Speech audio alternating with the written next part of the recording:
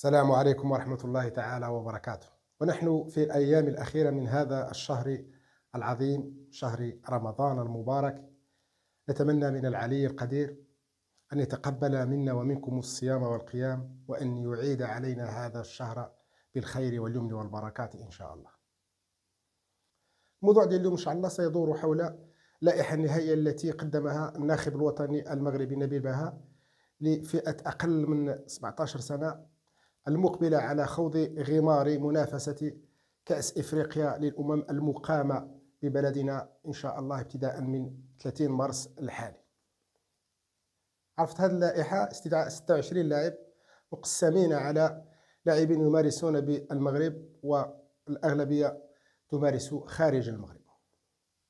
عرفت هذه اللائحة واحد الجدال كبير داخل الأوساط الرياضية البركانية بسبب إقصاء لاعب من أكاديمية البركانية لأقل من 17 سنة، وهو قائد الفريق والقائد السابق لفريق الوطني المغربي لأقل من 17 سنة، وهو اللاعب بلال سقراط. هذه الضجة هذه أثيرت فقط في الإعلام المحلي البركاني، لأن الإعلام المركزي المغربي كلما تعلق الأمر بفريق النهضة البركاني بأمر فيه خير أو فيه مسألة إيجابية، إلا يعني كاين هنالك واحد السكوت واحد الصمت رهيب. هذا الإعلام المركزي يتحدث عن فريق النهضة البركانية إلا في مواضيع معلومة، وهي الانتدابات، التمويل، النتائج، التحكيم، الفار، التشكيك. هذه المواضيع فقط اللي هما يهضروا فيها على بركان. أما مما يخص مثلا واحد الموضوع ديال إقصاء واحد اللاعب واعد من نهضة بركان، هذا الموضوع هذا ما كيخصهمش. غادي نسلطوا الضوء على هذا الإقصاء الذي طال اللاعب بلال سقراط لاعب فتيان أكاديمية النهضة البركانية من طرف الناخب الوطني نبيل بها، وتعويضه بلاعب من أكاديمية شيبو وهو اللاعب أيت الشيخ إدريسي. غادي نحاولوا تسليط الضوء على هذا الإقصاء الذي طال لاعب فتيان فريق النهضة البركانية بلال سقراط من طرف الناخب الوطني نبيل بها، ونحاولوا نوجدوا بعض التبريرات ونحاولوا نوجدوا زعما الكيفيه وعلاش رغم سكوت الاعلام المركزي كما قلت لكم.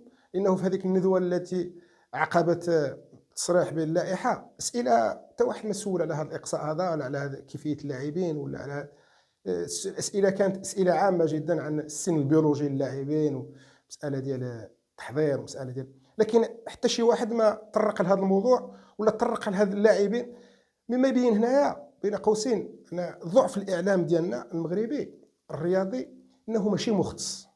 في الدول المتقدمه كرويا اوروبيه مثلا كاين الاعلام كيكون مختص، بحال هاد لي كاتيجوري دي جون اي 17 اي 19 اي 21 كيكونوا هنالك واحد الصحفيين اللي متبعين ويعرفوا كل صغيره وكبيره على هاد اللاعبين. هاد الشيء هذا اللي غايب عندنا احنا في المغرب.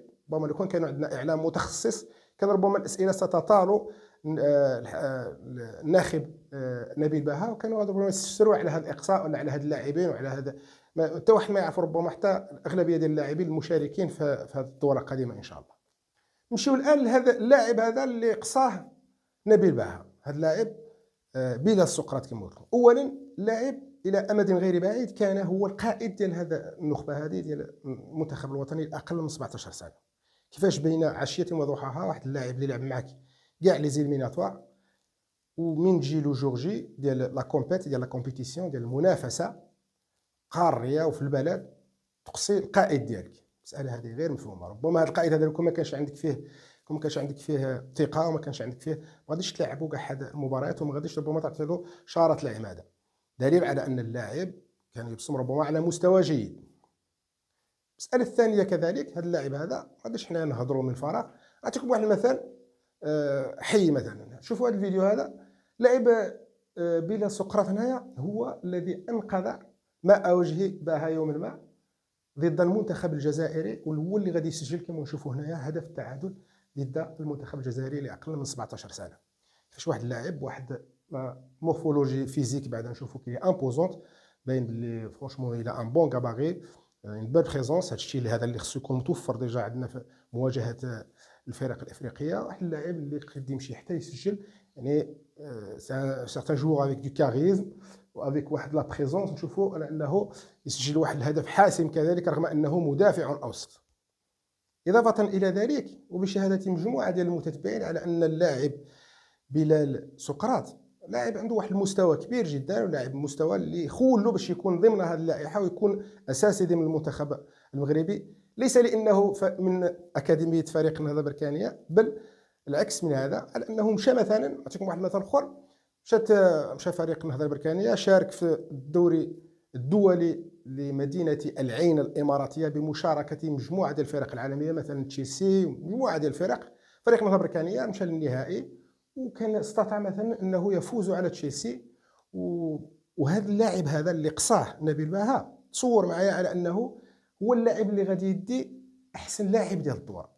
كيفاش أنت واحد لاجون بروميس بحال هذه، واحد لاعب واعد بحال هذا اللي يدي واحد ان تيتر انترناسيونال، شارك في واحد الدوري عالمي وجاولو يعني لا كريم ديال لي زيكيب انترناسيونال، ويجي هو يتحصل على جائزه احسن لاعب ويلعب معاك كاع المنافسات الاقصائيه وسجل لك ضد الجزائر وكاع هذا الشيء هذا، اضافه الى انه من اكاديميه بركان اللي تعتبر من احسن الاكاديميات حاليا، وتجي في اخر يوم ديال المنافسه اللي غادي تقدم فيه اللائحه اللي غادي تشارك وغادي تلعب وتقصي هذا اللاعب هذا ربما واحد المساله اللي غير مفهومه، مساله اللي ماشي رياضيه، مساله اللي كان ربما خص يتساءل عليها سي باها ولو بسؤال بسيط من طرف الصحافه، عطينا غير واحد التفسير علاش.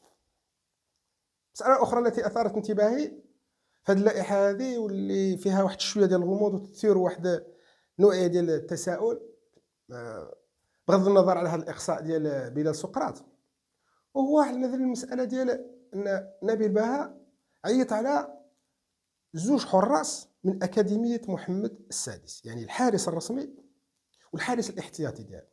كومون سا انت غادي تلغى الحارس تيتولار ولو رومبلاسون ديالو؟ لو رومبلاسون سافو دير با لو نيفو ديال لو تيتولار، دونك عنده واحد المستوى اقل. وفي هاد الفرق كامله اللي كاين في المملكه المغربيه والفرق كامله اللي كاين خارج المغرب، وهذا الوقت الكافي اللي كان عندك باش توجد، في اخر تجيب واحد لا ليست اللي فيها زوج ديال الحراس، واحد احتياطي وواحد اساسي في نفس الفريق. هذه راها سابقه في التاريخ، ما عمرو كانت. حنا رحنا في دون ليليت، رحنا في منتخب يعني اللي غادي يمثل البلاد، خصنا نجيبوا غير البياسات اللي كيما نقولوا البياسات المجهدين بهذه اللغه ديال الكره، نجيبوا غير لي جوور اللي عندهم واحد المستوى عالي جدا. كيفاش انت تجيب حارس مرمى وتجيب لو رومبلاسون ديالو من السارق؟ المساله هذه غير مفهومه كذلك، ولم يسأل عنها السيد نبيل باها. من المسائل كذلك التي اثارت انتباهي في هذا اللائحه هذه هو واحد الاسم ديال واحد اللاعب من اكاديميه خاصه، وهو مدافع. لاعب هو ايت الشيخ ادريسي من اكاديميه محمد شيبو.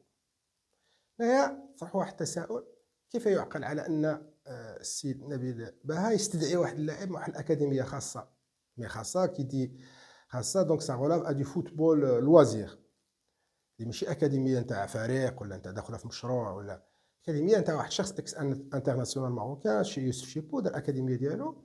كان الناس كيجيو كيدخلوا ولادهم كيخلصوا عليهم الفلوس باش يلعبوا كره، ماشي بوما كيكون واحد لا سيليكسيون ولا واحد سكاوتينغ باش يجيبوا هذوك العناصر الكبيره باش يلعبوا في هذا الاكاديميه. هذه اكاديميه بريفي دونك سي خاصه.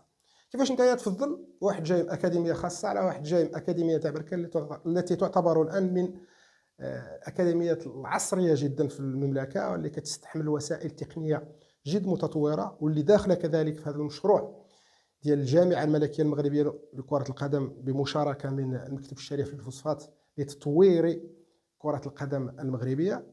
تقصي انت واحد القائد ديالها وتجيب واحد اللاعب من اكاديميه شيبو.